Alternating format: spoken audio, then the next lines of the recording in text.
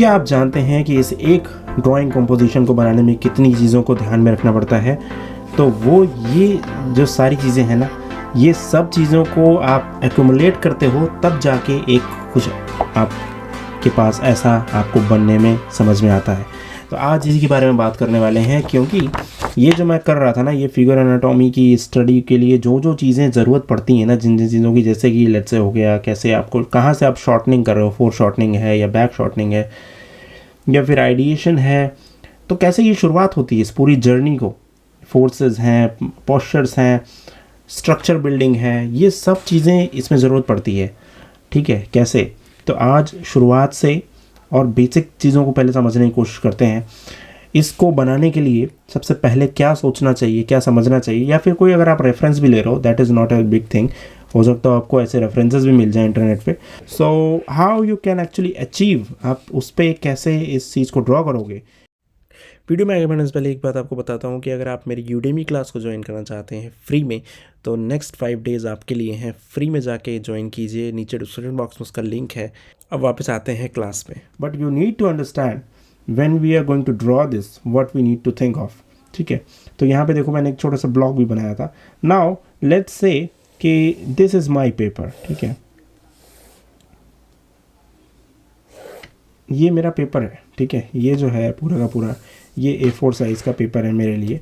और जब ये पेपर मुझे मिल गया, A4 या A3 कोई भी साइज़ हो, that is not important thing, तो आपको शुरुआत कैसे करनी है और कैसे इसको बेसिकली एक जगह पे एडजस्ट करना है।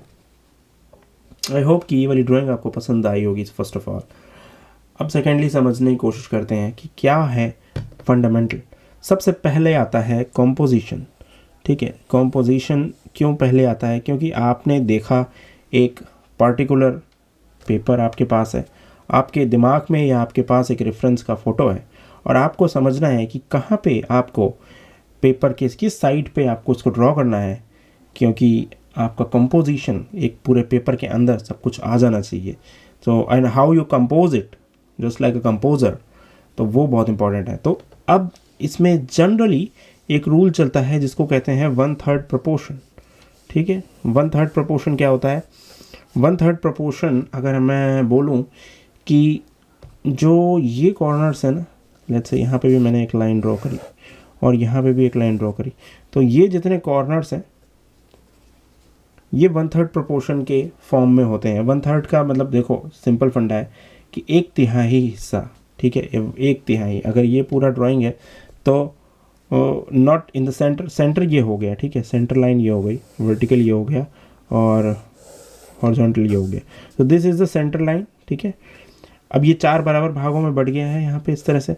अब 1/3 क्या हुआ कि ये वाली लाइन जो हुई, जो इस पूरे के पूरे पेपर को 3 बराबर भागों में बांटे, या तो उसने तो 2 बराबर भागों में बांटा, तो कहीं ऐसी जगह पे होगी 1, 2 और 1, 3 इस तरह से। जैसे मैंने ये लाइन ड्रॉ की है, मैंने अंदाजे से ड्रॉ किया है, तो आप इसको यहाँ कहीं ले सकते हो, इस लाइन को यहाँ और इस लाइन को यहाँ, और तो ये 1/3 हो जाएगा। ठीक है, आप समझ रहे हो मेरी बात आई थिंक, जो मैं आपको सिंपल तरह से समझाने की कोशिश कर रहा हूँ। फिर सिमिलरली वर्टिकल डायरेक्शन में भी ऐसा ही होगा कि 1/3 के लिए ये वाली जो पूरा का पूरा लाइन है ना, इसको 3 बराबर भागों में बांटना, तो like this and this. So this is the line and this is the line. So ये 3 बराबर भागों में हो गया, 1, 2 और 1, 3, और सिमिलरली यहाँ से भी 1, 2 और 3। तो अब ये जो पोर्शन आया ना 1/3 प्रोपोर्शंस ये हो गए। यहाँ पे आप कुछ ड्रॉ करते हो, या यहाँ पे या यहाँ पे या यहाँ पे, नॉट इन द सेंटर, तो it will impact on the drawing, on the composition very much. ठीक है, सेंटर में ड्रॉ नहीं करते जनरली। ऐसा क्यों? क्योंकि वो उतना ज़्यादा अपीलिंग नहीं लगता एज़ कंपेयर की जो इस तरह से अपीलिंग लगता है। अब इसके पीछे बहुत बड़ा साइंस है जिसको फोटोग्राफर भी यूज़ करते हैं अपनी फ़ोटोग्राफी में। तो ये सबसे पहला पॉइंट है जो मुझे लगता है आपको यहाँ समझ में आ गया होगा कि कंपोज कैसे करना है। तो फिक्स समथिंग 1/3 पे आप रखने की जब कोशिश करते हो तो यहाँ पे भी देखोगे कि ये जो पूरा पोर्शन है 1/3 पे रखने की कोशिश की गई है एज़ कम्पेयर। तो ये वाली जो लाइन है ना, इस लाइन पे या फिर इस लाइन पे या इस लाइन पे या इस लाइन पे, नॉट ऑन द सेंटर। तो ये फर्स्ट पॉइंट है जो कि जनरली रखना चाहिए। मतलब ये ऐसा नहीं है कि आप हमेशा वहीं रखोगे तो अच्छा लगेगा, बट ये एक साइंटिफिक रूल है जिसको और आगे चल के लोग बहुत अलग अलग तरीक़ों से डिफ़ाइन करते हैं। इवन आपको पता होगा कि बहुत सारे डिज़ाइनर्स हैं जो इस रूल को फॉलो करते हैं। फिबोनाचीज़ थ्योरम है, इसी पे बेस्ड है। आपको बहुत सारे लोगों को पता होगा वो गोल्डन प्रोपोर्शन जिसको बोलते हैं। All those stuffs are basically design to help artists and designers और फोटोग्राफर्स। इन सब को समझाने के लिए है कि वो लोग इस चीज़ों को, ये साइंटिफिकली प्रूवन है कि हमारी आँखों को क्या खूबसूरत लगता है, उस हिसाब से ही उसको कल्टीवेट किया गया है। इसमें ज़्यादा दिमाग न लगा के नेक्स्ट पॉइंट पे चलते हैं। ये बस एक छोटा सा फंडा था कि कंपोजिशन के लिए ये चीज़ इतनी क्यों इम्पॉर्टेंट हो जाती है। तो कंपोजिशन जब आप करो तो ध्यान बस इस चीज़ का रखना है कि आपको पेपर के अंदर होनी चाहिए सारी चीज़ें, और जहाँ पे आप रख रहे हो उस चीज़ का आपको अवेयरनेस होना चाहिए कि यहाँ पे मैं रख रहा हूँ तो क्यों रख रहा हूँ। ठीक है, now we are moving towards the next important point. The first point जैसे हमने बात की कंपोजिशन की, इसके पहले भी अगर एक पॉइंट अगर हम कहें कि आइडिएशन की, तो वो एक आइडिएशन हो गया। वो तो चलो इसलिए मैंने नहीं बोला क्योंकि आप हो सकता हो रेफरेंस लेके कर रहे हो, तो वो पॉइंट इसलिए मैंने छेड़ा नहीं। सेकंड जो इसके बाद पॉइंट आता है वो आता है इस पर्टिकुलर ड्राइंग को, जो कि हमारे और पॉइंट्स हैं ना, जैसे कि हमारा हो गया फोरशॉर्टनिंग है या किस तरह से आप उसको देख रहे हो, फिर हो गया पॉस्चर्स, मसल्स, फोर्स, ठीक है, बिल्डिंग स्ट्रक्चर। सेकेंड पॉइंट जो हो गया वो हो गया स्ट्रक्चर बिल्ड करना किसी भी चीज़ का, पर्टिकुलर चीज़ का। जैसे ये आपको ड्रॉ करना है यहाँ पे, तो आपको बिल्ड करना पड़ेगा स्ट्रक्चर को। वो यहाँ पे आप देखो कि कैसे। तो मैंने अभी इसकी ब्राइटनेस को बढ़ा दिया है ताकि आप बिल्कुल पर्टिकुलर चीज़ें देख सको। जब भी हम इसको कंपोज करेंगे तो हम स्टार्ट करेंगे स्ट्रक्चर बिल्ड करना से, और स्ट्रक्चर बिल्ड करते समय हमें किसकी ज़रूरत होती है, मैंने आपको बताया हुआ है, हमें सर्किल्स चाहिए होते हैं, बहुत सारे सर्किल, कर्व्स के फॉर्म्स, ताकि हम बहुत ही आसानी के साथ उसको समझ पाएँ। लेकिन इन सर्किल से भी पहले आपको चाहिए होता है एक स्ट्रक्चरल फॉर्म, वो होगा लाइंस के फॉर्म में। तो लेट्स से ये हेड हो गया, ठीक है, इट्स अ सर्किल। देन उसके बाद हमारे लाइंस के फॉर्म शुरुआत होते हैं, और लाइंस के फॉर्म से जैसे यहाँ पे आप देख रहे हो ना, लाइंस के फॉर्म में हम चलते हैं कि ये यहाँ से, ये यहाँ से, ना ये इस तरह से, फिर यहाँ से कहीं ट्विस्ट है बॉडी में। देन उसके बाद ये वाला पीछे वाला पैर हो गया जो पीछे की ओर है, और ये वाला आगे का पैर हो गया जो आगे की ओर दौड़ते हुए आगे की तरफ चला आ रहा है, और ये वाला पीछे का पैर है जो कि पीछे ही रह गया है। सो this is how you can actually understand the very basic structure of the particular drawing. This is the stick in his hand and this is the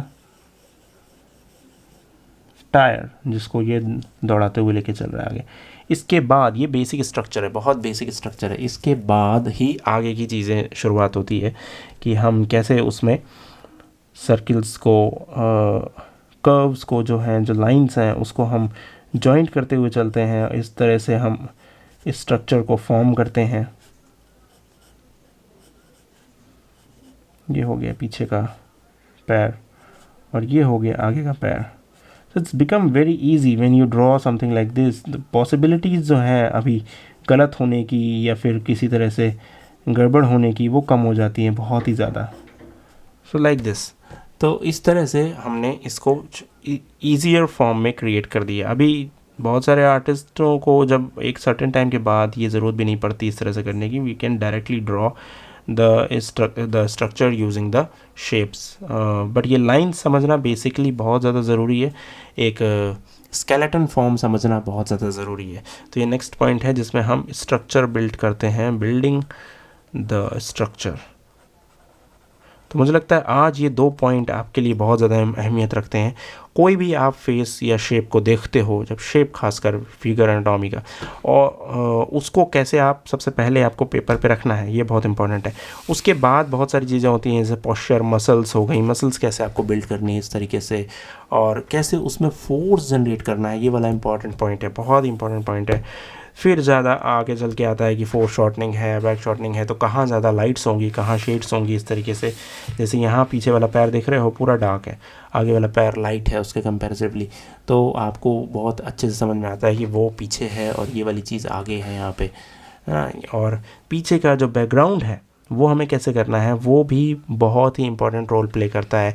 कई सारे लोग बोल रहे थे कि ट्री कैसे बनाते हैं।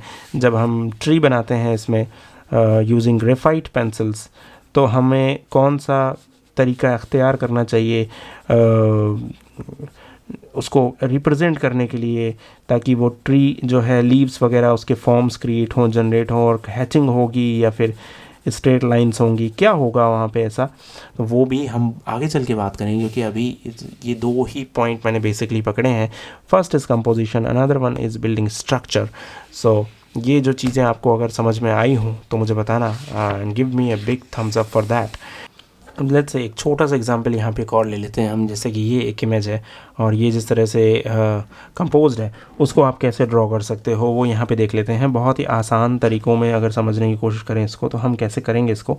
Now I am going to use the same technique on to that.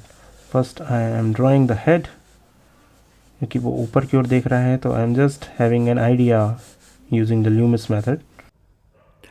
उसके बाद वही तरीके यूज़ करके कि हमें लाइंस यूज़ करनी है, लाइंस यूज़ करके हमें स्ट्रक्चर क्रिएट करना है। और सेंटर लाइन या साइड लाइंस को भी आप ऑप्ट कर सकते हो, आउटर लाइंस को भी ऑप्ट कर सकते हो। यहाँ पे सेंटर लाइन को कहीं ऑप्ट कर रहा हूँ मैं, कहीं आउट लाइंस को। एक एक्सपीरियंस हो जाने के बाद आप ऐसा कर सकते हो, बट इनिशियली मैं ये कहूँगा आप सेंटर लाइन को पकड़ के चलो। जैसे एक हाथ है तो उसका जो सेंटर लाइन है, जो बोन लाइन है, उसको पकड़ने की कोशिश करो। That would be easier for you to understand it much better way. बाद में चल के आप उसको कैसे भी कर सकते हो, चेंज कर सकते हो, उसके आउटर लाइन को ही खाली ऑप्ट कर सकते हो आप। That depends on you. उसके बाद मैंने उसको फिलअप कर दिया using the circles. This is how you actually compose and initiate few things. This is just a small example. यहाँ पे कुछ ऐसा नहीं है कि जो बहुत ज़्यादा रिफाइंड फॉर्म में करने की कोशिश की गई है। बस ये एक आपको समझाने के लिए हल्का सा एक एफ़र्ट था, जो कि मुझे लगता है कि आपको पसंद आएगा। क्योंकि इसमें मॉरल ये नहीं है कि हम रिफाइंड और फिनिश्ड चीज़ें बना रहे हैं। हमारा एम खाली यहाँ पे आपको ये समझाना है कि कैसे हमें बिगिन करना है, कैसे इनिशिएट करना है। बाकी फिनिशिंग तो हम किसी भी लेवल पे ले जाके कर सकते हैं, and this is not something which is very challenging in this face. ठीक है, तो इस तरह से हमें अंडरस्टैंड करना है। कोई भी कंपोजिशन अगर हमारे पास आता है तो हमें इस तरह से अंडरस्टैंड करना है। You have to build the structure first and then finalize it using the curves and the circles. So आज ये दो पॉइंट मुझे लगता है जो मैंने आपको समझाया, first the composition and other one is the building structure, वो आपको पसंद आया होगा, समझ आया होगा। और इसके रिगार्डिंग अगर कोई क्वेरी हो आपके पास तो आप नीचे कमेंट बॉक्स में पूछ सकते हो। अभी के लिए फ़िलहाल इतना ही। और ये ट्यूटोरियल आपको कैसा लगा मुझे ज़रूर बताइएगा कमेंट बॉक्स में। Thank you so much. ये वाली ड्राइंग कैसे लगी ये भी ज़रूर बताइएगा। बहुत ही क्विकली ड्रॉ किया था, आधे घंटे के अराउंड में, और काफ़ी फिनिश्ड भी है। नेक्स्ट इसके पार्ट में हम समझने की कोशिश करेंगे और जो चीज़ें हैं, जैसे आइडिएशन हो गया, फोर्सेस हो गए, पोस्चर मसल्स हो गए, और फोर शॉर्टनिंग वगैरह कैसे करते हैं, कार्टून एनिमेशंस में कैसे डिज़ाइन करते हैं। जैसे यहाँ पे जो है ये पोर्शन, ये उसी का फॉर्म है, तो वो सब भी समझने की कोशिश करेंगे। Thank you so much, bye.